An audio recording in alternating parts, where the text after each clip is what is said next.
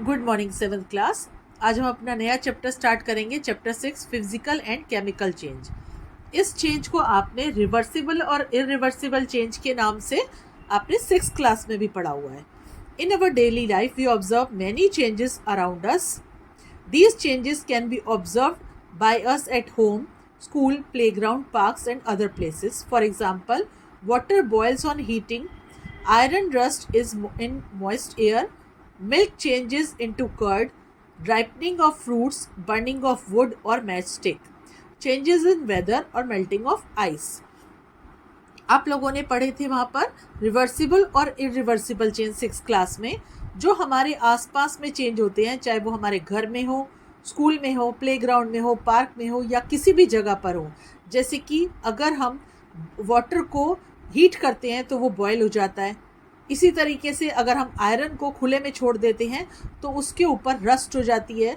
Milk को हम curd के फॉर्म में चेंज कर लेते हैं। फ्रूट्स राइपनिंग होते हैं, मतलब फ्रूट्स जब पक जाते हैं। और वुड को या मैस्टिक को हम जलाते हैं, या वेदर में चेंज होता है, या हम आइस को मेल्ट करते हैं, या आइस को हम फ्रीज़ करके, वाटर को फ्रीज़ करके आइस बनाते हैं। तो ये सारे चेंजेस जो हैं आप डेली यूज़ में इसको देखते हो कहीं ना कहीं पर। In this chapter we will study the nature of these changes. Broadly these changes are of two kinds, physical and chemical change. यही फिजिकल और केमिकल चेंज को हमने रिवर्सिबल और इरिवर्सिबल चेंज के फॉर्म में 6th क्लास में पढ़ा था। तो जो आपने रिवर्सिबल चेंज पढ़े थे वो फिजिकल चेंज है, और जो आपने इरिवर्सिबल चेंज पढ़े थे वो केमिकल चेंज है। तो फर्स्ट है यहाँ पे आपका physical change. Properties such as shape, size, colour and state of a substance are physical properties. A change in which only the physical property of a substance gets changed and no new substance is formed is called a physical change.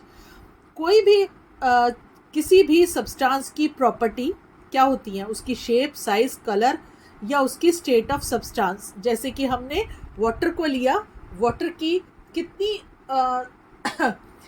State होती है? 3 state होती है आपकी water में, liquid, solid और gas. तो ये सारी जो प्रॉपर्टी हैं वो आपकी कहलाती हैं फिजिकल प्रॉपर्टीज़।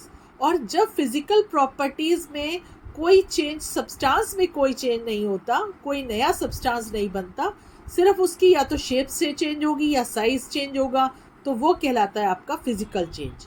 इसके लिए अगर हम एक एक्टिविटी करें तो मान लीजिए कि आपके पास एक पेपर का पीस है। आपने उस पेपर के पीस के 4 टुकड़े कर दिए। मान लीजिए आप एक आपके पास पेपर है वाइट कलर का, और आपने बड़ा पेपर लेके उसके 4 टुकड़े कर दिए।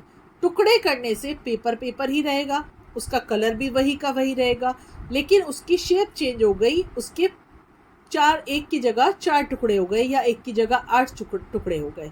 तो उसकी फिजिकल प्रॉपर्टीज़ में कोई चेंज नहीं हुआ, कुछ नया नहीं बना, पेपर पेपर ही रहा, तो वो कहलाता है फिजिकल चेंज। ऐसे ही सेकेंड एक एग्जाम्पल यहाँ पे दिया हुआ है, melting of ice and freezing of water is a physical change. कि अगर हम आइस को निकाल के फ्रिज में से बाहर किसी ग्लास में रख देते हैं तो वो थोड़ी देर के बाद वाटर फॉर्म में चेंज हो जाती है, और उसी ग्लास को अगर हम वापस से फिर से फ्रीजर में रख देते हैं तो वो फिर से फ्रिज उसमें चेंज हो जाती है। और जो आपको आइस मिलती है वो कंटेनर की शेप और साइज़ की बन के आती है। आइस आपका अगर ग्लास में डला है और आपने वाटर आपका ग्लास में है या कटोरी में है, और आपने उसको वाटर को किसी ट्रे में डाला, या जिस बर्तन में डालोगे आप उस फॉर्म में आइस आपकी बन जाएगी। तो यहाँ पर शेप चेंज हुई, स्टेट चेंज हुई, लेकिन पानी पानी ही रहा। इसी तरीके से कुछ और एग्जाम्पल है फिजिकल चेंज के। Stretching of rubber band. Rubber band को जब आप स्ट्रेच करते हो तो क्या होता है, वो खुल जाता है, बड़ा हो जाता है, लेकिन जब आप उसे छोड़ते हो वो वापस अपने पुराने साइज में आ जाता है। Grinding of a substance. जब हम कोई सब्सटेंस को ग्राइंड करते हैं तो वो ग्राइंड करने पर क्या होता है, सब्सटेंस की प्रॉपर्टीज़ वही रहती हैं। जैसे गेहूं है तो उसका आटा बना, लेकिन क्या हुआ, उसकी फिजिकल चेंज कुछ भी उसका इस तरीके से वो नहीं हुआ कि उसकी जो नया सब्सटेंस बन गया। एक्सपेंशन और कॉन्ट्रैक्शन ऑफ सब्सटेंस और हीटिंग एंड कूलिंग। किसी चीज़ को, जैसे कि हम आयरन को गर्म करते हैं तो गर्म करने पर वो एक्सपेंड होता है, और जब ठंडा करते हैं, कूल करते हैं उसे, तो वो कॉन्ट्रैक्ट होता है, तो ये भी फिजिकल चेंज है। मेल्टिंग ऑफ वैक्स, वैक्स को अगर हम मेल्ट करते हैं तो वो पिघल जाती है, लिक्विड फॉर्म में आ जाती है, लेकिन जब वो ठंडी होती है तो वो वापस से अपनी वैक्स बन जाती है। ऐसे ही formation of cloud, formation of cloud एक फिजिकल चेंज है, क्योंकि पानी जो है वो अपने आप इवेपोरेट होकर कंडेंस फॉर्म में जा कर के और क्लाउड्स बना देता है। Magnetisation of a piece of iron, magnetisation, अगर हम किसी मैग्नेट के साथ आयरन को टच करते हैं तो आयरन आयरन रहता है, मैग्नेट मैग्नेट रहता है, लेकिन उसको सिर्फ उसने अपने पास अट्रैक्ट किया और जब उसे हटाया तो वो फिर अपनी अपनी अलग फॉर्म में आ गए। Hammering of metal to form thin sheets, किसी एल्युमिनियम की मेटल की शीट को या किसी भी मेटल की शीट को अगर आप हैमर करते हो तो वो वायर जो है वो शीट में चेंज हो जाती है, लेकिन उसकी प्रॉपर्टीज़ वही रहेंगी। एल्युमिनियम मेटल ही रहेगा, एल्युमिनियम मेटल से फॉयल बन जाएगी, लेकिन वो एल्युमिनियम से आयरन नहीं बन जाएगा या सिल्वर नहीं बन जाएगा। Stretching of metal to form wires, hammering copper metal to obtain copper wires, जब हम किसी मेटल को स्ट्रेच करते हैं तो वो वायर फॉर्म में चेंज होती है, जैसे कि कॉपर मेटल से वायर बनाई जाती हैं इलेक्ट्रिक यूज़ में लाने के लिए। फिजिकल चेंज की क्या कैरेक्टरिस्टिक्स हैं? During a physical change only some of the physical properties such as size, shape, colour and state change and no new substances formed. Physical change में, फिजिकल प्रॉपर्टी में, जैसे साइज चेंज हो गया, जैसे grind किया तो गेहूँ आटा बन गया, लेकिन रहेगा तो व्हीट का ही आटा ना वो। शेप चेंज हो गई, कलर चेंज हो गया, स्टेट चेंज हो गया, लेकिन नया सब्सटेंस नहीं बना, सब्सटेंस वही रहेगा। अब physical change is generally reversible, जो हमने पढ़ा था 6th क्लास में रिवर्सिबल चेंज, तो फिजिकल चेंज क्या होता है? रिवर्सिबल चेंज कहलाता है। No overall energy change takes place, यहाँ पर जब फिजिकल चेंज होता है तो ओवरऑल कोई एनर्जी उसमें से फॉर्म नहीं होती। केमिकल कॉम्पोजिशन और substance remain the same during a physical change, और जो केमिकल कॉम्पोजिशन है वो भी उस सब्सटेंस का हमेशा ही सेम रहेगा। तो ये होता है फिजिकल चेंज। सेकेंड है आपका chemical change, change in which new substance या new substances with entirely different chemical composition and properties from the original substance is are formed is called chemical change. जब किसी सब्सटेंस का उसमें change होता है, chemical composition और property सब change हो जाती हैं और एक नया सब्सटेंस बन जाता है, तो वो कहलाता है केमिकल चेंज। जैसे कि यहाँ पर एक आपको इसमें एक एग्जांपल दिया हुआ है कि copper sulphate chemical change, new substance with entirely new chemical composition and properties are formed.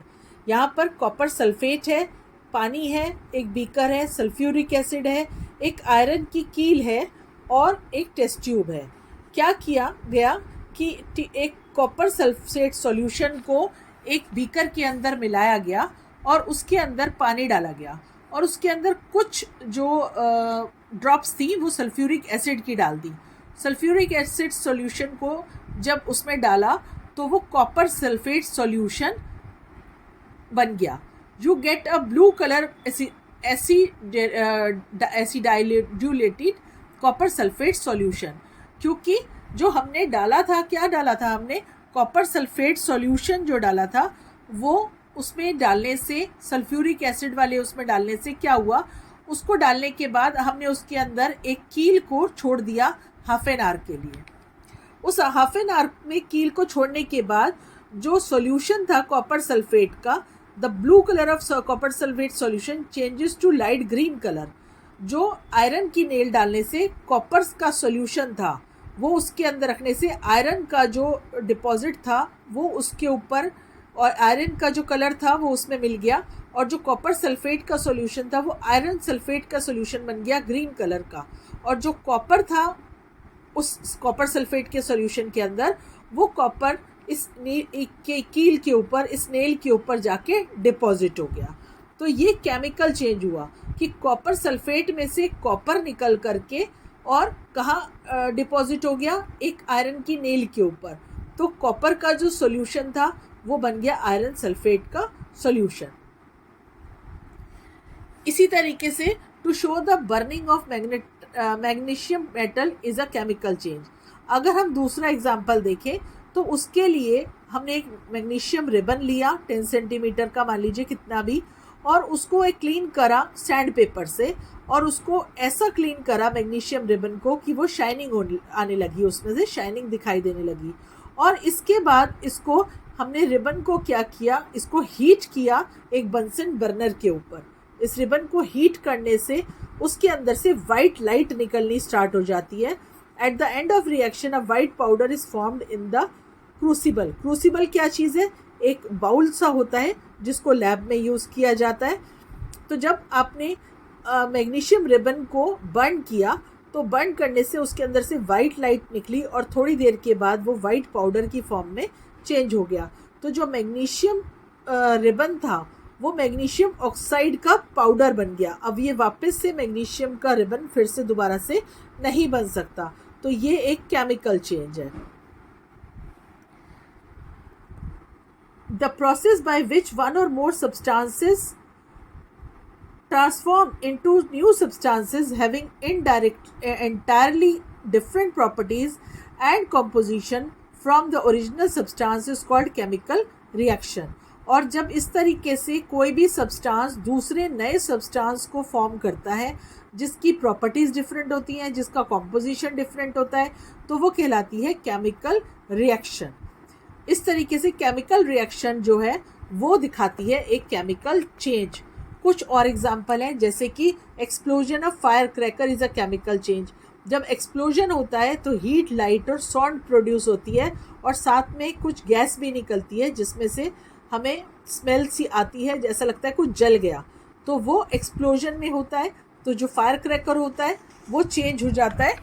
और जो ये गैस होती है वो गैस कौन सी होती है इसमें से जो निकलती है? The gas produce during bursting of crackers are very harmful. They cause pollution and adversely affect our health, so we should not burst crackers. जब भी क्रैकर्स, आपको मालूम है ना, अभी जब कोविड हुआ था या जब लास्ट ईयर बहुत ज़्यादा स्मॉग था, तो क्रैकर्स के लिए जो गवर्नमेंट ने मना कर दिया था कि ऑलरेडी इतना पोल्यूशन है तो क्रैकर्स से और पोल्यूशन होगा।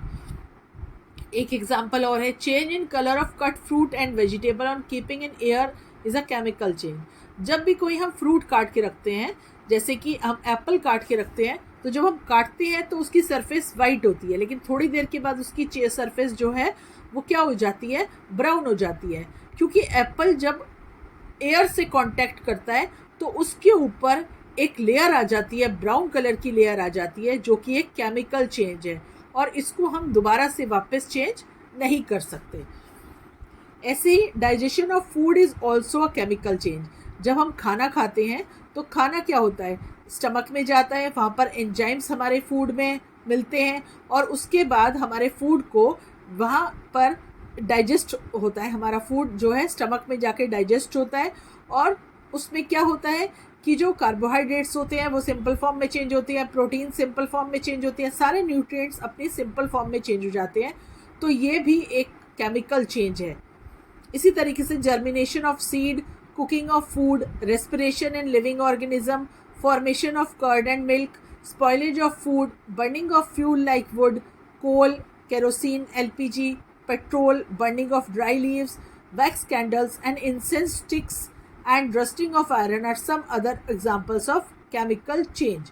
तो ये सारे एग्जाम्पल्स केमिकल चेंज के हैं। आज के लिए इतना ही।